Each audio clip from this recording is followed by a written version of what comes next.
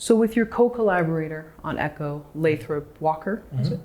Did he train for the assassin sort of scenes? Like what was the process?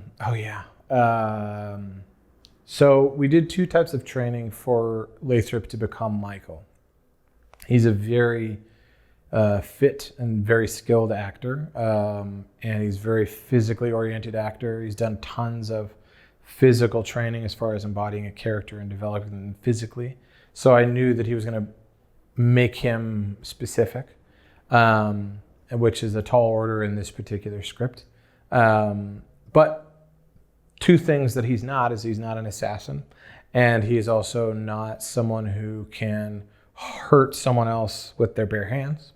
So we divided up his training into weapons training and into stunt work. And the way the weapons training worked was we sent him to ITTS, which is in Simi Valley, which is an international tactical training group. They train special operatives, they train SWAT, they train HRT, they train actors. And I did a lot of research around who would teach him as quickly as possible, but who would be very serious and very accountable for his learning. Now, he's super serious as an actor and he's very committed to it. However, if we have a short period of time, you need to have a teacher or a coach who's going to hammer you so that you become good quickly. And they did that. You know, he did several sessions there, going from learning how to handle a handgun all the way up to learning how to handle an assault rifle. And he went from a guy who, you just would never see him with a gun at home. He would never have a gun. He went from that to being absolutely lethal with every weapon he was touching. There are training videos we have on YouTube that we show him doing the gun training, both handguns and long rifles.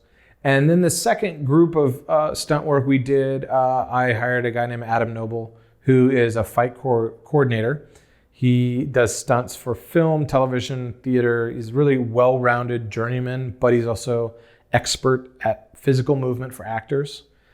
He's trained intensely with the Suzuki method. He's trained intensely with stunt choreography associations and fight coordinators. And he's very, very good at teaching an actor, along with being a great stuntman himself. So what we did with Adam is based in Houston. So what we did was I wrote the fight in the movie the way I wanted to see it, and I sent him the pages and he read it. And then we talked about the beats of the fight sequences, right? There's 3 or 4 of those in the film. And so what Adam would do is he would take a group of students at the University of Houston in one of his movement classes. And how great is that for a young actor to be like, oh, hey, I'm going to use you as a hitman or as a heavy in a sequence so we can frame and sketch the fight. And so Adam would send me videos of that, and I would describe my shots, or I'd send him some storyboards. So he knew, I said I only want coverage of the fight from these perspectives, because that's how the audience will see the fight. And so he would send me these sketches, and it was 2 things that were great about them. One, they were very clear about the movement, like the beats, this happens and this happens, this happens, nothing highly developed, meaning nothing moving at full speed really, because I didn't need to see that. And the second thing about them was his students were great. If I had notes, I would be like, hey man, try this and try that. And he would adapt it right away, and they were up for anything. But then a couple days before we ended up shooting those sequences, so Lathrop had learned the fight from videos. Lathrop trained all day, every day for a week with a group of professional stuntmen under Adam's guidance. And after a few days, they brought me in and they showed me the fight. And they had that main fight sequence is very quick, and it happens on a dock in a marina in a fisherman's terminal. So there's a lot of spatial constraints. It's very dangerous. It's going to be at night. It's going to be wet, etc. And so Adam had put together a great fight. I wanted it to be more brutal. I wanted it to better represent how the character would react to being surrounded. And most importantly, what's most critical about that fight in the film is really from his wife's perspective. It's the first moment, it's in the trailer, it's the first moment his wife watches him and what he can do. She doesn't know he can do this. He goes on a fishing boat to get his paycheck. He sees some stuff on the fishing boat, which is scary and thrilling, meaning someone is going to come and kill him.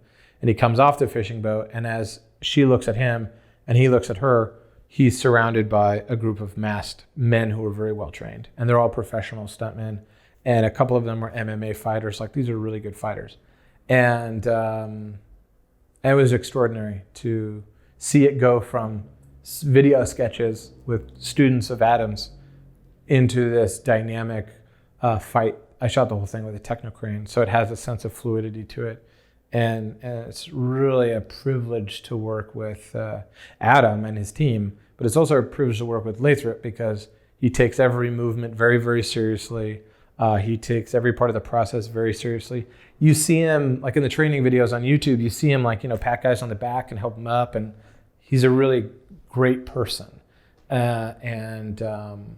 That's what you want in an actor who has to be violent towards another person, is you want them to actually have the heart of someone who doesn't want to do this. And then when they do have to do it, it's much more authentic. He brought that fight to life. And the way it's shot is, I'm very proud of the way it's shot because of how much it brings the audience into his wife's perspective of, I had no idea he was capable of this. And that moment affects sort of a ripple, just that pebble in the water. That moment it ripples the rest of the film regarding what he's capable of. How much time did you have for pre-production? So 6 months writing the script? Right. Well, I was writing and location scouting at the same time. And that's a producer mindset, which is don't write what you can't shoot. And so I was like, I want this sequence to happen on a fishing boat. So I went down to the fisherman's terminal in Ballard in Seattle, and I started walking the docks and looking for a boat. Like, what's the boat that I want for this movie? And then I started looking at the dock, and I was like, maybe the fight happens here. Yeah, the fight happens here. Boom. And then that's in the script. And then other things, there's a sequence with a private jet. And I was like, okay, how are we gonna pull that off? And so pre-production became quite integrated in the script writing, out of necessity and out of, I don't know, I guess, learning that as a commercial director. You're like, okay, I got this script. What can we do? How can we build that reality right now? And so pre-production began in earnest. I would say pre-production began in earnest around the middle of January, because that's when we did a camera test. And you start testing optics, and you start looking at what lenses are friendly for the actor. You start looking at what lenses you're going to be framing your language with, right? There's a vocabulary you're going to create. So that was the middle of January, and then we started shooting on April 1st.